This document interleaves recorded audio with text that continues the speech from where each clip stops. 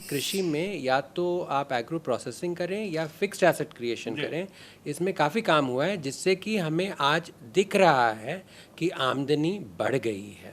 किसानों की आमदनी बढ़ गई है। हाँ, मेरा ये मानना है कि इस दशक के अंत तक करीब 10,000 ऐसे एसएमई कंपनी होंगे जिसकी 100 से 200 करोड़ आज के दिन में टर्नओवर है। इनकी टर्नओवर 2,000 करोड़ से ज़्यादा होगी। 10,000 ऐसी कंपनियां होंगी। Of course. बिहार के किसानों को या बिहार में एमएसएमई सेक्टर जो ही है, उन्हें लोन देने में बैंक बड़े कंजूस होते हैं और पता नहीं क्या डर लगा रहता है, क्योंकि यह शिकायतें बार बार रहती है कि बिहार में बैंक जो हैं जमा तो ले लेते हैं, डिपॉजिट्स ले लेते हैं, लेकिन लोन देने में बहुत कोताही करते हैं। क्या इसकी वजह आप तलाश पाते हैं, या कहाँ खतरा लगता है, भरोसा नहीं है, या फिर बिहार के किसान बेहतर नहीं कर पा रहे हैं? तो कैसे बेहतर कर सकते हैं? आपको अपना माइंडसेट चेंज करना है कि जो फैमिली अगर 17,000 बचाती है हर महीने, तो वो उसको जो ऋण आप दे सकते हैं वो केवल 1 लाख रुपए नहीं दे सकते हैं, वो आप 10 लाख रुपए दे सकते हैं। अच्छा, किसानों को ऋण आप 1 लाख रुपए नहीं 10 लाख रुपए दे सकते हैं, क्योंकि उसकी सेविंग्स है जो कि उसको ऋण कैपेसिटी जो है उसको सपोर्ट करती है। अगर हम एक हाथ बढ़ाएंगे तो वो भी दो कदम चल के हमारे पास आते हैं। और आज ये ऐसी अवेयरनेस है कि किसान को पता है कि अपनी क्रेडिट जो हिस्ट्री है उसको बिल्कुल क्लियर रखना है, क्योंकि अगर वो स्पॉट हो गया तो उसमें ऋण नहीं मिलता है। और इसमें हमने देखा कि ग्रामीण लोन, किसान ईमानदार है, बेईमान नहीं है। किसान ईमानदार है और पैसा लौटाता है। पिछले साल हम सीमांत किसान हमारे पास HDFC बैंक में जो थे वो करीब 1,17,000 थे, और इस साल 31 मार्च को करीब 36 लाख। 36 लाख? 36 लाख, हाँ। नमस्कार, मेरा नाम ज्ञानेश्वर है और आपने देखना शुरू किया है लाइव स्टेज। देखिए, वैसे तो मैं पॉलिटिक्स की बात करता हूं, लेकिन इस वीडियो में किसी पॉलिटिक्स की बात नहीं करेंगे, लोकसभा चुनाव 2024 की बात नहीं करेंगे। इस वीडियो में हम बात करेंगे पैसे की, बात करेंगे लोन की, बात करेंगे बैंकिंग की। और इस बातचीत के लिए हमारे साथ हैं HDFC बैंक के कंट्री हेड जो रूरल और कमर्शियल बैंकिंग के हैं, राहुल शुक्ला जी। राहुल शुक्ला जी पटना आए हुए हैं। राहुल जी, आपका स्वागत है। थैंक यू ज्ञानेश्वर जी, आपसे मिलकर बड़ी खुशी हुई और आपके श्रोतागणों से भी कुछ वार्तालाप करके अच्छा ही लगेगा। राहुल जी, देखिए, देश में चुनाव चल रहे हैं, यह तो हमको भी और आपको भी पता है, और इस चुनाव को लेकर और मार्केट में किस तरीके से उथल पुथल है। शेयर मार्केट में कहा जा रहा है कि जो फॉरेन इन्वेस्टमेंट है, विदेशी निवेश निकाले जा रहे हैं, और यह भी कहा जा रहा है कि जो देश का मार्केट है वो ओवर वैल्यूड है। लेकिन इस बीच कल देश के गृह मंत्री अमित शाह ने एक बड़ी भविष्यवाणी की है, फोरकास्ट किया है कि 4 जून के पहले जो कुछ खरीदना है खरीद लीजिए, और 4 जून के बाद मार्केट जो है वो बूस्ट करने वाला है। क्या मार्केट इतना स्थायी है, और आपको लग रहा है, आप तो बैंकिंग सेक्टर से आते हैं, कि नहीं देश आगे ही जाने वाला है, पीछे नहीं हटने वाला है? ज्ञानेश्वर जी, स्टॉक मार्केट के विषय में तो मैं टिप्पणी नहीं कर पाऊंगा। ये तो निवेशक हैं, उनका डिसीजन है। लेकिन जब देश की आर्थिक स्थिति अगर मैं देखता हूं तो वो बहुत ही सॉलिड फुटिंग पे है आज के दिन पे। और ये बड़ी कंपनियों की केवल बात नहीं है, ये जो देश में पिछले 10 सालों में जो काम हुआ है एसएमई सेक्टर में, जो हमारे लघु उद्यमी हैं, और जो एग्रीकल्चर में ये इतना सॉलिड काम हुआ है कि उसकी वजह से देश प्रगति करता जा रहा है। अभी हाल में ही आपने देखा होगा कि एक स्टेटिस्टिक्स आया था कि रूरल कंजम्पशन जो है वो अर्बन कंजम्पशन को आउटपेस कर चुका है। लेकिन जो हम लोग ज़मीन में काम करते हैं, ये हमारे लिए कोई सरप्राइज़ की बात नहीं थी, ये हमें पहले से ही पता था कि इस दिशा में जा रहा है। और जहाँ पे लोगों को डर लगता है कि नहीं, यहाँ पे अगर आप ऋण देंगे तो वो ऋण आपका डूब जाएगा या ख़राब हो जाएगा, वो गलत धारणाएं हैं। तो हमारी धारणाएं गलत हैं। आज अगर आप एसएमई सेक्टर में देखिए तो 60% जो हमारी रोज़गार होती हैं वो इस सेगमेंट से आती हैं, और इसको जो सपोर्ट करने के कई सारी गवर्नमेंट स्कीम्स हैं वो बहुत ही अच्छी हैं, जिससे कि ये सारी कंपनियां बढ़ती जा रही हैं। मेरा ये मानना है कि इस दशक के अंत तक करीब 10,000 ऐसे एसएमई कंपनी होंगे जिसकी 100 से 200 करोड़ आज के दिन में टर्नओवर है। इनकी टर्नओवर 2,000 करोड़ से ज़्यादा होगी। 10,000 ऐसी कंपनियां होंगी? Of course. और इसके अलावा ऐसी कम से कम 1000 कंपनियां होंगी जिनकी 1000 से 2000 करोड़ टर्नओवर आज के दिन में है, जो दशक के अंत तक 10,000 करोड़ के ऊपर उनकी टर्नओवर होगी। इस स्थिति से प्रगति है। दूसरी तरफ आप देखें ग्रामीण क्षेत्र में यहाँ 60% लोग रहते हैं और इनका जो आय का साधन है वो कृषि है और वो केवल 15% जीडीपी का है। तो यहाँ पे इनकम को जो जनरेशन की बात है उसमें काफ़ी काम हुआ है कि कृषि में या तो आप एग्रो प्रोसेसिंग करें या फिक्स्ड एसेट क्रिएशन करें, इसमें काफ़ी काम हुआ है जिससे कि हमें आज दिख रहा है कि आमदनी बढ़ गई है। किसानों की आमदनी बढ़ गई है। हाँ, किसानों की आमदनी बढ़ गई है। आप ये देखिए ज्ञानेश्वर जी कि इस देश में करीब 12.5 करोड़ किसान हैं। इसमें अगर आप 2 करोड़ जो बड़े और मध्यम वर्गीय किसान हैं उनको हटा दें तो 10.5 करोड़ सीमांत किसान हैं। और सीमांत किसान वो होते हैं जिनकी की लैंड होल्डिंग 5 एकड़ से कम है। तो हमने अभी एक रिसेंटली सर्वे किया अपने कस्टमर बेस में, क्योंकि पिछले साल हम सीमांत किसान हमारे पास HDFC बैंक में जो थे वो करीब 1,17,000 थे और इस साल 31 मार्च को करीब 36 लाख। 36 लाख? 36 लाख, हाँ। तो इसमें हमने एक सर्वे किया कि 1 से लेके 5 एकड़ की ज़मीन तक, तो एवरेज उनकी लैंड होल्डिंग थी 3 एकड़। तो एक फैमिली में जो महीने की आमदनी है, और ये केवल रबी क्रॉप या खरीफ क्रॉप से नहीं है, आजकल पोल्ट्री भी होता है, डेयरी भी होता है, कोई लोकली काम भी करते हैं, सेल्फ हेल्प ग्रुप भी होता है। तो ये करीब 62,000 रुपए की इनकम है। और अगर पर एनम नहीं, पर मंथ और इसके अगेंस्ट जो खर्चा होता है, अगर इस सीमांत किसान को 1 लाख रुपए बैंक से कर्जा मिलता है, उसका रीपेमेंट लेने के बाद और इंटरेस्ट लेने के बाद और उनकी जो एजुकेशन की खर्च है, कुछ एंटरटेनमेंट का खर्च है, वो सारा निकाल के वो 45,000 का खर्च होता है हर मंथ। और 17,000 रुपये बचा रहे हैं। तो 17,000 रुपये बचा रहे हैं। अब हमने ये सर्वे किया, उसके बाद हमने कुछ गवर्नमेंट के स्टेटिस्टिक्स देखे और उसमें काफ़ी हद तक एकदम सिमिलैरिटी है। तो आप ये देखिए कि आपको अपना माइंडसेट चेंज करना है कि जो फैमिली अगर 17,000 बचाती है हर महीने, तो वो उसको जो ऋण आप दे सकते हैं वो केवल 1 लाख रुपए नहीं दे सकते हैं, वो आप 10 लाख रुपए दे सकते हैं। अच्छा, किसानों को ऋण आप 1 लाख रुपए नहीं 10 लाख रुपए दे सकते हैं, क्योंकि उसकी सेविंग्स है जो कि उसको ऋण कैपेसिटी जो है उसको सपोर्ट करती है। अब आप ये बताइए कि लोगों को डर लगता है कि रूरल डिस्ट्रेस होता है। आपने आज तक 75 साल में कभी सुना है कि 10.5 करोड़ किसान डिस्ट्रेस में है? नहीं, लोग गांव में लौट जाते हैं। जब कोरोना हुआ तो लोग गांव में ही लौटे। तो अगर रेनफॉल हुआ या कुछ प्रॉब्लम हुई, 1 करोड़ किसान को होते हैं, 2 करोड़ किसान को होते हैं, 10.5 करोड़ तो आपने नहीं सुना।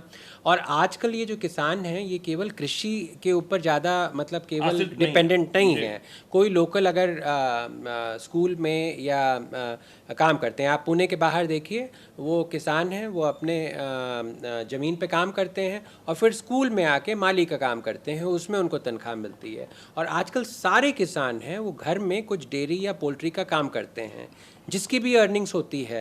तो आज जो किसान है वो उसका मतलब वो बैंकरप्ट नहीं होता है एक अगर साइकिल उसका क्रॉप का खराब हो गया। नहीं, ठीक है, आपने कहा कि जो किसान जो हैं वो बैंकरप्ट नहीं होते हैं। देश का आपने हिसाब बताया। आप बिहार आए हुए हैं, बिहार के किसानों की स्थिति किस रूप में आप देखते हैं? और ये भी कहा जाता है, आपने MSME की बात की या आपने एग्रीकल्चर की बात की, कि बिहार के किसानों को या बिहार में MSME सेक्टर जो ही है उन्हें लोन देने में बैंक बड़े कंजूस होते हैं और पता नहीं क्या डर लगा रहता है, क्योंकि यह शिकायतें बार बार रहती है कि बिहार में बैंक जो हैं जमा तो ले लेते हैं, डिपॉजिट्स ले लेते हैं, लेकिन लोन देने में बहुत कोताही करते हैं। क्या इसकी वजह आप तलाश पाते हैं या कहाँ खतरा लगता है, भरोसा नहीं है, या फिर बिहार के किसान बेहतर नहीं कर पा रहे हैं? तो कैसे बेहतर कर सकते हैं? नहीं, ये मुझे लगता है कि ये बिहार की बात नहीं है, ये एक माइंडसेट है। अगर आप देखें कि 70% जो रूरल डिस्ट्रिक्ट हैं इस देश में, 70% में जो क्रेडिट टू डिपॉजिट रेशियो है वो 10% से कम है। तो अगर बैंकें 100 रुपये डिपॉजिट में लेती हैं तो जो ऋण देती हैं वो 10 रुपये से कम देती हैं।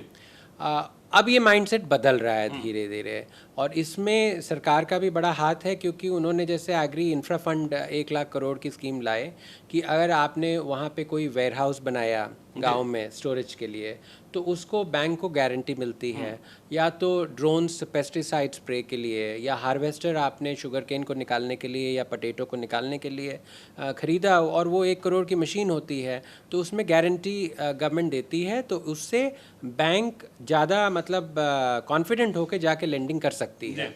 तो ये एक काफ़ी बदलाव आया है, क्योंकि कई साल तक हमारे देश में ऋण की प्रणाली ये थी कि हम प्री क्रॉप फाइनेंसिंग देते थे, और जैसे ही हार्वेस्ट होता था, कैश फ्लो आता था, तो वो ऋण को चुकाने के लिए पड़ जाते थे।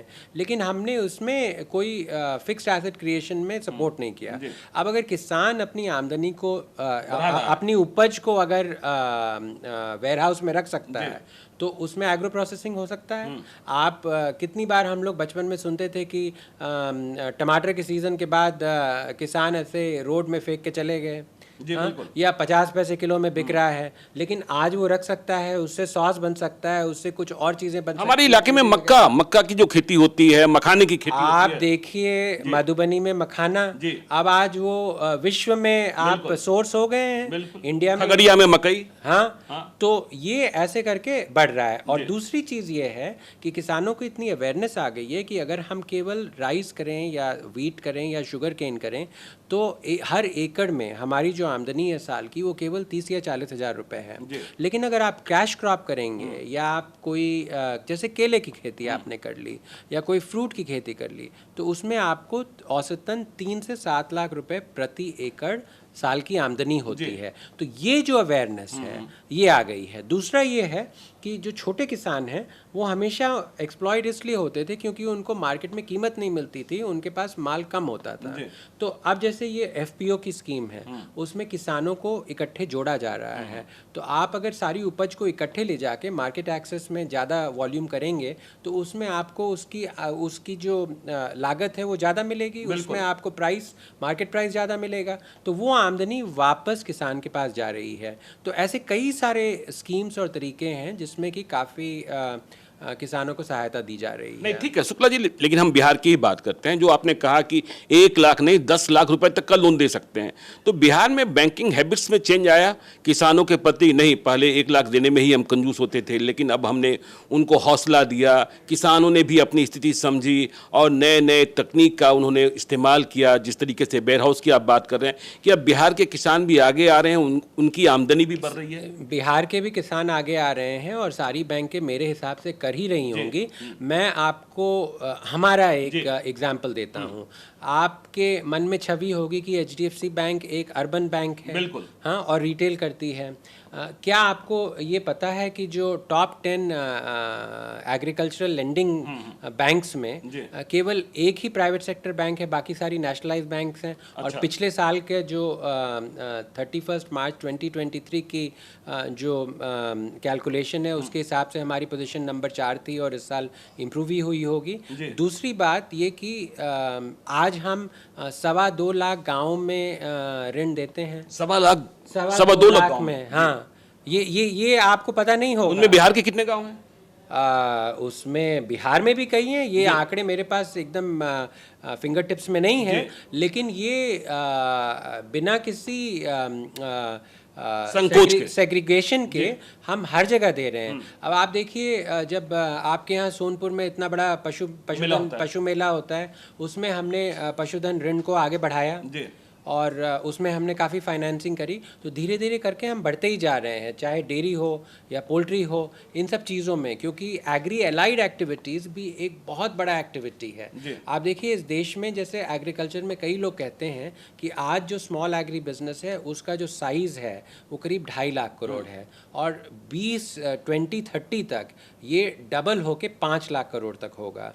तो अगर मैं बैंकर हूँ और आप कहते हैं कि एचडीएफसी बैंक एक स्मार्ट बैंक है, तो मैं तो बेवकूफ़ी ही करूँगा अगर मैं इसमें अभी से प्रयासरत नहीं होऊंगा, क्योंकि ओवरनाइट तो कोई सक्सेस आता नहीं है, ज्ञानेश्वर जी। नहीं, ठीक है, आपने शुक्ला जी स्वयं माना कि लोग समझते हैं कि अर्बन बैंकिंग है, टाउन बैंकिंग है, एचडीएफसी। बिहार के किसानों को आप क्या कहना चाहते हैं कि आप निस्संदेह आइए एचडीएफसी के पास और इस तैयारी के साथ आइए, आपको निराश नहीं लौटना पड़ेगा, एचडीएफसी आपको मदद करेगा, आपकी ज़रूरतों को पूरा करेगा। कैसे? ये आप अगर एक एचडीएफसी बैंक का ब्रांच देखते हैं तो उसमें लाइटिंग अच्छी होती है, एयर कंडीशनिंग अच्छी होती है, और कभी कभी हमें ये लगता है कि जो थोड़ा सा कमज़ोर वर्ग का इंसान लगता है कि बड़ा बैंक उसको लगता है कि ये ब्रांच हमारे लिए नहीं है। तो पिछले 1 साल में हमने चारों तरफ देश में ऐसे छोटी छोटी जगहों में, जैसे हम सोनपुर गए या हम बर्दवान गए यहाँ से पास में, और वहाँ पे हमने ऐसे ग्रामीण लोन मेला किया जिसमें 10-10 हज़ार किसानों को हमने बुलाया चारों तरफ डिस्ट्रिक्ट से, और वो आए और उसमें एक दिन में किसी लोन मेला में हमने 3,000 ऋण पत्र दिया, दूसरी जगह 5,000 दिया या 10,000 लोगों को बुलाया। ये इसीलिए है कि अवेयरनेस बढ़ाना है कि बैंक आपके पास आ रही है और हमारी जो ब्रांच है वो आपके लिए है। तो इसमें ये है कि अगर आप ये सोचेंगे कि एक ऐसा सेल्फ कॉन्फिडेंस आ जाए, हाँ, जो थोड़ा सा आदमी महसूस करता है कि हम कमज़ोर हैं, तो वो नहीं होता है। तो अगर हम एक हाथ बढ़ाएंगे तो वो भी दो कदम चल के हमारे पास आते हैं। और आज ये ऐसी अवेयरनेस है कि किसान को पता है कि अपनी क्रेडिट जो हिस्ट्री है उसको बिल्कुल क्लियर रखना है, क्योंकि अगर वो स्पॉट हो गया तो उसमें ऋण नहीं मिलता है। और इसमें हमने देखा कि ग्रामीण लोन, किसान ईमानदार है, बेईमान नहीं है, किसान ईमानदार है और पैसा लौटाता है। और जो डिस्ट्रिक्ट मैजिस्ट्रेट वगैरह हैं, जो लोकल मशीनरी है, वो भी किसानों को यही एडवाइस देते हैं कि बैंक आपको पैसे देगी, आप भी बैंक से एकदम टाइमली आप उसको रीपेमेंट करिए, जिससे कि आगे भी आपको क्रेडिट मिलता रहेगा। चलिए, ये किसानों की बात हो गई। दूसरी बात एमएसएमई, आपने कहा कि ऐसी कंपनियां हो जाएंगी जो 10,000 करोड़ से 20,000 करोड़ तक कमा रही होगी। बिहार में ऐसी कंपनियां आप देख रहे हैं? बिहार में आज देश में अगर आप देखेंगे तो हमारी जो एसएमई की रैंकिंग है वो नंबर 1 है। सारे बैंकों को, नेशनलाइज्ड बैंक और प्राइवेट सेक्टर बैंक्स को मिलाते हुए बिहार में हम मतलब टॉप 1 या 2 में हैं। अभी उसके आंकड़े आए नहीं हैं तो मैं बता नहीं सकता हूं, लेकिन वहाँ पे हैं। तो आप अगर बिहार का कोई भी जिला देखिए, वहाँ पे हमने मतलब एसएमई फाइनेंसिंग की है। आपको ये आश्चर्य होगा कि मैंने खुद अभी हमने बात करी मधुबनी की एरिया की, तो वहाँ पे हमने काफ़ी लेंडिंग करी और कई लोगों को प्रोफेशनलाइज किया। लेकिन आप जब गोरखपुर से बगाहा की तरफ आते हैं ना, वहाँ भी हमने मतलब काफ़ी कंपनीज को ऐसे ऋण देके उनको बढ़ने में मदद करी है। और ये चाहे एग्रो बेस्ड हो, या तो ये आयरन एंड स्टील का बेस्ड हो, या तो कंपनीज होती हैं जो कि जूस और बिस्किट और ये बनाती हैं। और एक कंपनी मुझे याद है, जो आप बाहर अगर चाय पियेंगे तो छोटी सी कप होती है, पेपर की कप, तो वो इतनी ज़्यादा लाइन फाइनेंसिंग है कि वो 24 आवर चलता है, और उसको भी हमने फाइनेंस किया है। तो इस तरीके से आप आज देखेंगे कि जो छोटा दुकानदार है उसको क्या चाहिए, थोड़ी सी ओडी फैसिलिटी, जिससे कि माल ज़्यादा कर सके, अपने दुकान की अपकीप करे, उसमें थोड़ा सा लाइटिंग ठीक हो, साफ़ सफाई रखे, वो बैंक करती है। तो हमारा जो प्रयास है वो केवल जो 50 करोड़ या 10 करोड़ टर्नओवर वाली एसएमई का नहीं है, लेकिन जो छोटी छोटी जिनको ज़रूरत है 10 लाख रुपए की, 1 लाख रुपए की, जो स्मॉल शॉपकीपर है, वहाँ तक हम जाते हैं। 1 लाख रुपए तक भी जा रहे हैं, उनको मदद पहुँचा रहे हैं। हाँ, उनको भी मदद पहुँचा रहे हैं, क्योंकि इस देश में ज्ञानेश्वर जी 10.5 करोड़ जो सीमांत किसान है, एक बार एग्री में डायग्रेस कर रहा हूँ, उसमें करीब मुझे लगता है कि 5-6 करोड़ को फॉर्मल बैंक फाइनेंसिंग नहीं मिलती है। और एसएमई भी मेरे हिसाब से करीब 10 करोड़ एसएमई हैं, उसमें केवल 2.5 करोड़ को फॉर्मल बैंक फाइनेंसिंग मिलती है, बाकियों को नहीं मिलती है। तो जो बैंक से नहीं ऋण लेता है और बाहर से लेता है, तो साहूकार का तो जो ब्याज का दर है वो 3 से 4% प्रति माह है। तो ये तो हमारा ऑब्लिगेशन है कि हम वहाँ जाएं, उनका इंटरेस्ट रेट कम करें, उनकी सेविंग्स को बढ़ाएं, और वो सेविंग्स बिजनेस में जाती है, फिर बिजनेस बढ़ता है। तो चलिए देखिए, बिजनेस कैसे बढ़ता है। और राहुल शुक्ला जी जब आए हैं तो बिहार को कुछ देकर ही जा रहे हैं, और इन्होंने जो मंत्र दिया है कि आप आइए, एक कदम बैंक बढ़े, उधर से भी कदम बढ़ेंगे, फिर साथ जुड़ेंगे और व्यवसाय भी बढ़ेगा, बैंक भी बढ़ेगा, किसान भी बढ़ेंगे और दूसरे भी बढ़ेंगे। तो ये थे राहुल शुक्ला जी हमारे साथ, आज ये बिहार के दौरे पर थे। आगे भी कभी आएंगे तो हम इनसे चर्चा करेंगे, HDFC बैंक से ताल्लुकात रखेंगे। आप देखते रहिए लाइव सिटीज़ को। यदि अब तक आपने हमारे यूट्यूब चैनल लाइव सिटीज़ को सब्सक्राइब नहीं किया है, जरूर कर लीजिएगा। और यदि इस वीडियो को आप फेसबुक पेज के माध्यम से पेज को लाइक कीजिएगा, ट्विटर पर भी हमें फॉलो कीजिए। धन्यवाद।